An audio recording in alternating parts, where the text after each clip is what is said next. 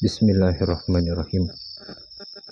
Alhamdulillahirabbil alamin wassalatu wassalamu ala asyrafil anbiya'il mursalin wa ala alihi wa sahbihi ajma'in. Allahumma shalli ala Muhammad wa ala ali Muhammad. Assalamualaikum warahmatullahi wabarakatuh. Okey.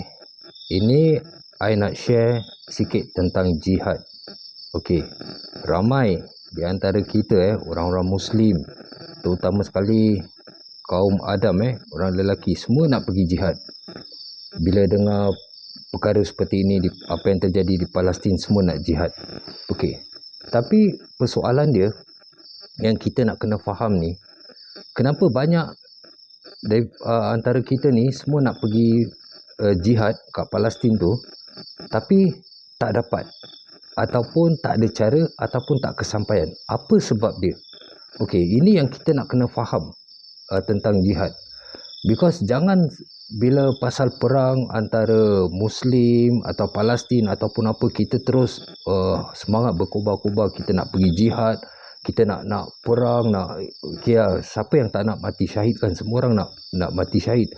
Tapi kita nak kena tanya diri kita sendiri. First, jihad seharian itu kita dah fail, dah gagal. Kita nak pergi jihad perang. Kenapa kita nak kena pilih jihad perang? Tapi jihad yang sehari-hari ni kita nak kena lawan ni, kita tak lawan. Itu kita nak kena tanya diri kita, nak kena betulkan diri kita dulu. Ini ada beberapa kemungkinan yang kenapa kita tak dapat pergi sampai ke Palestin, tak dapat bantu Palestin selain daripada doa. Jihad berperang dengan orang Zionis ataupun supporter mereka yang Amerika. Okey, jadi kita nak kena faham beberapa poin alasan dia kenapa. Okey, first kita nak kena fikir tentang jihad nafsu kita. Kita punya jihad sebenarnya nafsu. Jihad solat, kita lawan nafsu kita, jaga pandangan kita pada yang bukan mahram, jaga lisan kita, jaga jihad dengan hawa nafsu dan sebagainya. Banyak lagi jihad seharian yang kita harus fight, tapi kita gagal. Tapi kita dah fikir tentang jihad nak berperang dengan Palestin semua. So kita masih kurang iman, kita akhlak kita masih kurang, terlalu kurang akhlak kita. Keyakinan kita pada Allah terlalu kurang. Bila kita doa, kita masih tak yakin ya Allah tu dah terima doa kita. Kita masih merayu, masih komplain, ya Allah kenapa engkau uji aku seperti ini ya Allah. Kenapa kita banyak bertanya. Kita tak yakin yang kita doa, Allah terima doa kita dan kita tunggu waktu yang tepat untuk Allah berikan kita. Akhlak kita fail. Maaf cakap, saya minta maaf. Even imam di masjid pun tak ada akhlak. Tak semua tapi kebanyakan. Depan mata saya, for example, cara dia marah orang, cara dia pergi ke masjid dengan naik motor tak pakai helmet, itu undang-undang termasuk akhlak yang kita mencontohi perbuatan yang baik untuk dijadikan contoh generasi yang akan datang. Yang siapa lihat, kalau orang kata imam sendiri pergi masjid tak pakai helmet, takkan aku nak kena pakai helmet? So itu semua termasuk bab akhlak. Jadi akhlak pun kita kurang. Kita kurang akhlak, kita kurang baca Quran, kita kurang lakukan sunnah seharian, kita tak boleh lawan nafsu, kita kurang yakin dengan Allah. Then we want to talk about jihad kat Palestin. So something yang kita nak correct kita punya diri dulu. Kenapa Allah tak pilih kita menjadi muhajirin ataupun tentera Allah untuk berperang dengan kafirun? So kita nak kena check kat sini. Ada lagi poin masalah seperti mungkin kita masih ada sifat ujub, takabur, riak, sombong di dalam diri. Kita nak pergi jihad ni kita supaya orang tahu, keluarga aku tahu yang aku nak pergi jihad ni untuk membela Palestin, supaya kawan-kawan aku tahu. Kita takabur, kita fikir kita ni kuat, kita dah ready, kita tunjuk riak, sombong. Sombong tu sekali lagi I explain, sombong tu orang yang tahu kebenaran tapi tak nak terima kebenaran. Dia selalu ada dia punya pembenaran, dia cari pembenaran. Ni riba ni pasal Allah tahu keadaan aku seperti ini. Dia selalu cari pembenaran. Sombong tu orang yang tahu kebenaran, itu law, hukum syariat yang Allah dah tetapkan, kita masih cari alasan. Kita masih tolak, kita buat Islam ni agama buffet. Islam kita harus terima seluruhnya. Bukan buffet, bukan prasmanan. Buffet tu kita boleh pilih tau. Kita nak tahu, kita ambil. Kita tak suka tempe, kita tak ambil. Islam bukan gitu. Islam, everything we have to accept. Itu Islam. Okay, so maybe kita, kemungkinan juga kita ada problem kat situ. Kita punya sifat ujub, sombong, riak, iri hati, dengki, hasad, tu semua ada pada diri kita. That's why kita tak terpilih untuk menjadi tentera Allah. Ni I cakap ni untuk diri I sendiri juga. Okay, untuk semua yang apa, supaya kita dapat perbaiki kita punya kesilapan. Okay, ada juga kemungkinan seperti nak pergi jihad ni, nak pergi perang, ada tersemat sedikit di dalam hati kita fikir, aku hidup pun dah susah, ada banyak hutang, ada banyak masalah, lebih baik aku pergi jihad. Okay, that means kita punya niat pergi jihad tu dah salah. Kita nak pergi jihad kerana kita banyak masalah dunia. Kita ada hutang ataupun kesusahan, dan kita nak pergi jihad untuk kita fikir kita dapat lari, tinggalkan masalah ni yang kita tak boleh selesaikan, jadi kita nak pergi jihad itu supaya mati syahid. So itu pun niat dah salah. So Allah beri kita masalah, ujian itu untuk kita belajar dan perbaiki diri kita dan menyelesaikan masalah itu dengan cara Allah reda. Okey, cara dia jangan mencuri, jangan menipu, jangan menganiayai orang dan sebagainya. So mungkin kita ada problem kat situ. That's why kita tak dapat pergi jihad. So mungkin juga kita tak dapat pergi jihad because kita masih ada tanggungjawab. Tanggungjawab yang wajib kita utamakan dulu, seperti kita punya orang tua yang sakit tak ada orang uruskan. Kita punya tanggungjawab kita jaga orang tua kita dulu, because ada jihad seharian yang kita juga harus berjihad.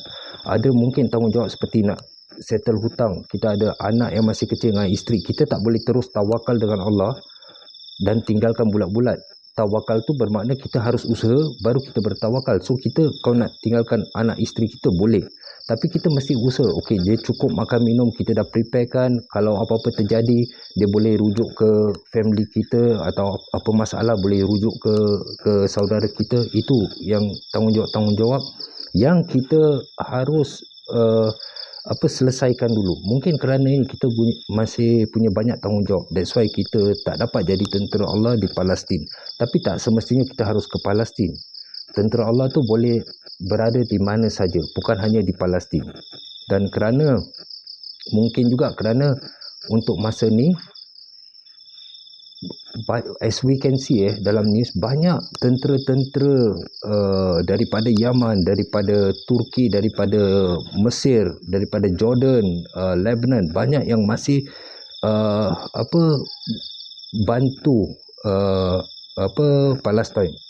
Jadi kita nak kena faham, mungkin untuk masa ni belum waktu dia, kerana masih ada tentera-tentera Muslim yang dekat, yang mudah untuk sampai. Kalau kita nak kena duit flight, cara kita nak sampai sana macam mana, ada banyak halangan yang kita nak kena sampai kat sana.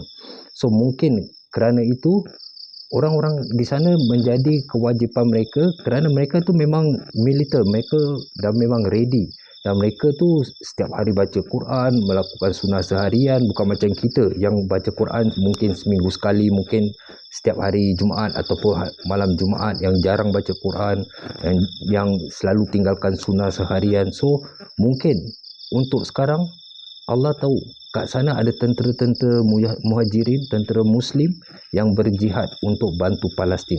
Jadi kita ni balance pasal kita punya iman tak ada level dengan tak sama level dengan orang. Kita punya iman dah terlalu kecil. Okay, so itu juga satu kemungkinan kenapa.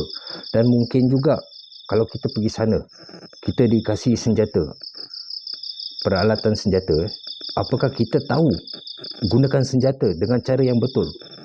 Contoh kita pakai SIR-21. Biasa orang dengar macam AK-47, apa M16 yang normal-normal. Okey, benda-benda yang kita tak tahu.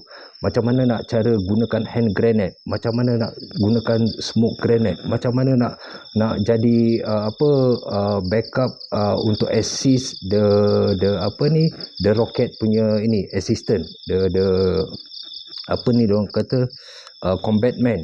Macam mana nak jadi artillery team, macam mana nak buat satu ambush. Kita tak tahu, kita tak ada skill dengan weapon, dengan perang. Kita ingat perang tu kita pergi terus ada tembak terus kita boleh perang. So mungkin kita belum lagi ada that skill. Jadi bila kita tak ada that skill, macam mana kita nak pergi perang seperti ini semua. So we have to understand that. Okay, jadi kalau macam orang Singapura, Alhamdulillah, beberapa negara termasuk Singapura, kita ada NS, National Service. Kita masuk military selama 2 tahun, ada yang kita sign sampai 6 tahun. So kita biasa, setidaknya kita ada sedikit ilmu untuk menggunakan senjata, cara kita berperang, cara kita survive dan sebagainya. So kita nak kena ada that skill. Bukan perang tu bukan kasih senjata terus pergi perang. Kita bukan main pinball ataupun tembak air, ataupun ada orang kata tactical team, yang main tactical soft gun, air gun, airsoft. Okey, itu semua bullet dia tak sama, berat senjata dia tak sama, dan dia punya target tu semua because dia pakai pin. Jadi pinball jadi dia boleh kena angin tiup dia, dia punya accuracy tu tak dapat. So kita tak boleh samakan perkara yang sebenar dan apa yang kita latih. Kalau yang biasa dengan pinball, airsoft punya club ni semua. So kita nak kena faham. Jadi mungkin kita tak ke sana kerana waktu perang yang kita belajar. Because I suka, I bangga nampak ramai orang-orang Singapura, Malaysia, Indonesia, Thailand dah mula aktif dan belajar archery, memanah, dan ada yang main pedang. Okay, that is good. Itu part of sunnah dan kita wajib tahu belajar tu semua, kerana perang akhir zaman apabila dah jadi Tuhan ni semua, all the electronic dah habis, tentera tembak semua dah habis, dan we akan balik kepada zaman itu. So mungkin sekarang ni kita tak sampai ke sana because Allah beri kita waktu untuk manfaatkan umur kita, kesihatan kita dan waktu kita untuk belajar dan membuat persiapan ini. Belajar pedang, belajar main panah, archery, belajar berkuda, belajar swimming, itu semua, dan buat persiapan. Apa yang itu? Selain daripada persiapan fizikal, persiapan lakukan sunnah seharian. Macam mana nak jadi tentera Allah sebagai sahabat-sahabat Rasulullah, kita buat sunnah seharian. Macam apa yang Rasulullah lakukan seharian, kita lakukan seharian. Kita cuba baca Quran setiap hari untuk menunjukkan kita ni memang pembela Islam, bukan Islam pasport.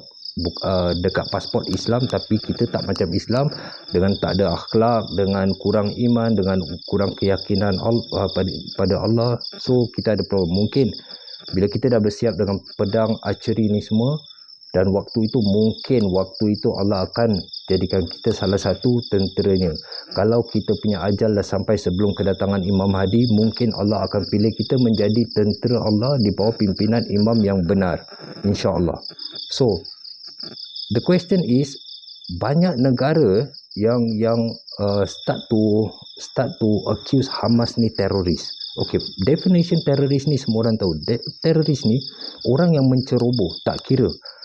Kalau I ada rumah, ada 2 orang masuk rompak I punya rumah, bunuh I punya keluarga, itu consider teroris.